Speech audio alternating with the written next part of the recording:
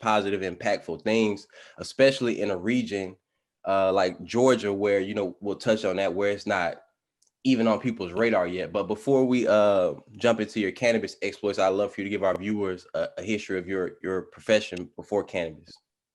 Yeah. So, like you said, I'm Tavarres King. Grew up right here in Georgia. I played football at the University of Georgia. Um, was drafted by the Broncos. Spent most of my 7-year career with the New York Giants, and it was fun, man. It was a dream come true to play in the league and be able to do something that I've done since I was 7 years old. So it was a blessing. It was a true blessing. And you're part of the wave that I love to see right now is just like young professional athletes and ex-athletes showing like that business and entrepreneurial focus now, right? I think when we were growing up, you see like the stars retire and then a couple years later start.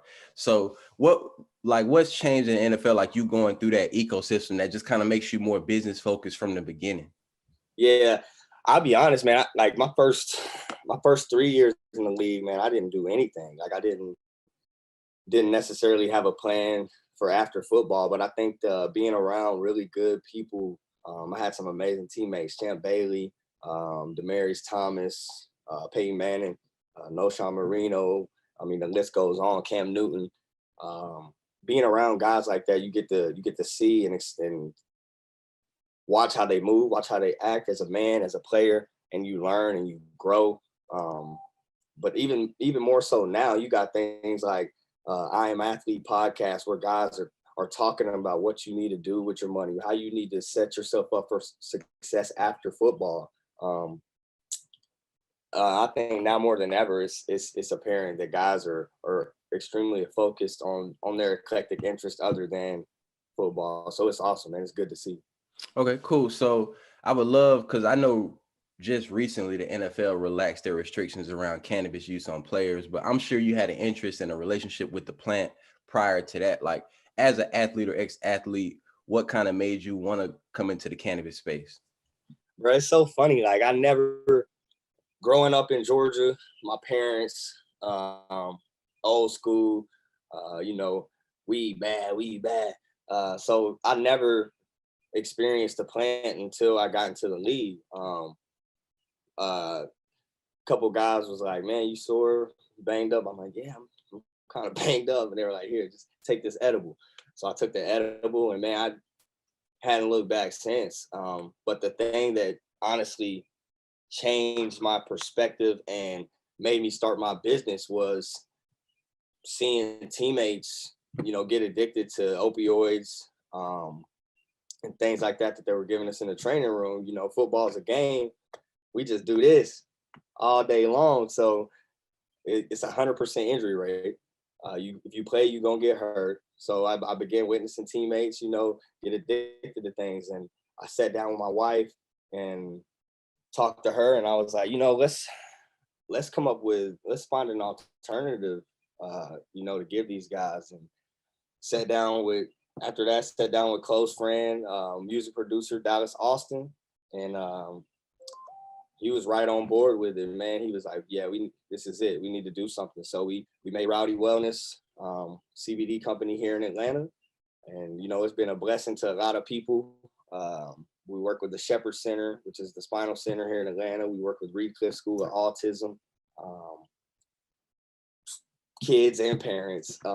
It's wild. So I mean, we do a lot of special stuff. A Question I lot of would have for you, partnerships. So yeah, I'm excited about that as well. yeah, not to cut you off, but a question I have for you is you are succeeding in two very particular industries where it's not a high success rate, right? So like what's that thing about you that equips you to be able to make it to the NFL and have a sustained career or jump into like a highly regulated industry? Like what do you feel like drives you to just continually find ways to be successful in really hard places to find it?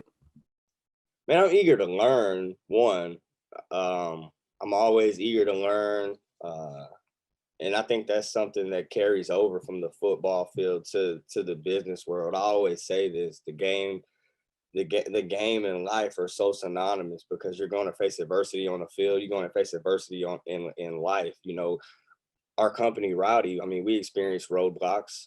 Access to capital is one of the hardest things in the cannabis industry, if not the hardest thing. So, I mean, we experienced roadblocks early on, but we maneuvered and worked through them just like I maneuvered and worked through adversities on the field. So I would say, for me, just being determined, eager to learn, eager to get to where I want to be, and where I want to be is helping other minorities, gain a seat at the table.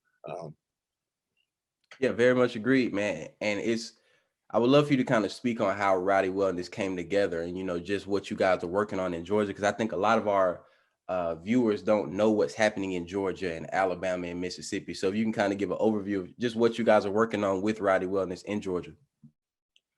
Well, man, the Bible Belt is funny, man. They kind of crept up on us here in Georgia with the medical cannabis licenses and things like that. So, medical cannabis is here. It's on the rise. It is coming.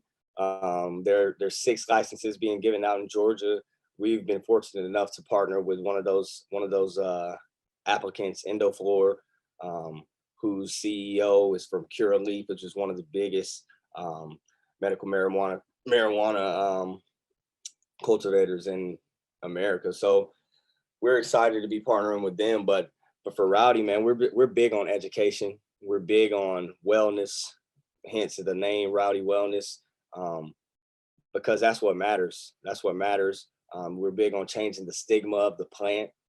Like I said, I never grew up a smoker. I didn't grow up a plant follower, but once I saw what it did for my body, for my health, for my mind, I became a believer. And the same for Dallas. He's got guys that that dance. He's been on tour forever. He's got guys that dance in the background. So we're taking other things and have similar experiences as my friends. Have gotten the CBD that we provided, and it's just changed their life. So it's amazing what we're doing. Yeah, man, I'm proud to see it. And I love to see people coming from, sports and music and entertainment and the cannabis, because y'all offer a perspective that many of us don't know, right? So I would love for you to speak on your other business venture that you have in the space, for the reason being that I appreciate that out of both of your businesses, neither one of them are a cannabis company right now, right? And there's so many opportunities outside of just touching cannabis. And I like how you guys have figured out how to work in multiple parts of the industry. So I'd love for you to talk about your second venture. Right. So as well as Rowdy Wellness, I'm the CEO of Suite 420 Access, which is a minority-owned private finance company that provides capital to minority-owned cannabis companies. We do that through strategic partnerships we have with Scott's Miracle Grow, Hawthorne Gardening. We kind of held their feet to the fire, and they want to be a part of this inclusion of minorities in the cannabis space. And they do that by giving deals through equipment. And we're able to finance that equipment. Hawthorne makes the lights, the LEDs, benches, all of the layouts for cultivation. And again, they want to be a part of helping and the inclusion of minorities in the space. I think we saw a study where it was like 5% of owners in the cannabis industry are Black, and then there's 14 are minorities, and then the other 80% is white. So inclusion is a big part of what we want to do, and Hawthorne and Scott's Miracle Grow are definitely a big part of that. But we definitely can fund. There's funds set aside for minority startups, minority business, all things. I mean, I think I have a call later on today with a cannabis transportation. So it's everything, man. Seed to sell. So we're here to help. Man, that's the thing that's going to make people super successful in the space, who pay attention to the entire opportunity, right? I think too many people are just running in and going straight to cultivation or straight to retail when you figured out how to exist in finance, how to exist in CBD and wellness. So I just challenge people who are listening to just be a little bit creative and think about more ways you can come in instead of just touching the plant. But just to end everything, bro, I would love for you to give our viewers an idea of where they can follow you and your company, Rowdy, on Instagram, or if they have any questions. Yeah, you guys have any questions, you can contact me directly at tking at suite 420 access. That's SUITE 420 ACCSS. And then for Rowdy Wellness, if you need products, want to have any questions about products, anything, anything cannabis related, we have an amazing team. Rebecca Perry, my wife Mara King, Dallas Austin, and myself. Amazing team. So much research done. So if you have any questions or anything, you can find us at rowdywellness.com, and then on Instagram, that's at Rowdy Wellness, ROWDY WELLNESS.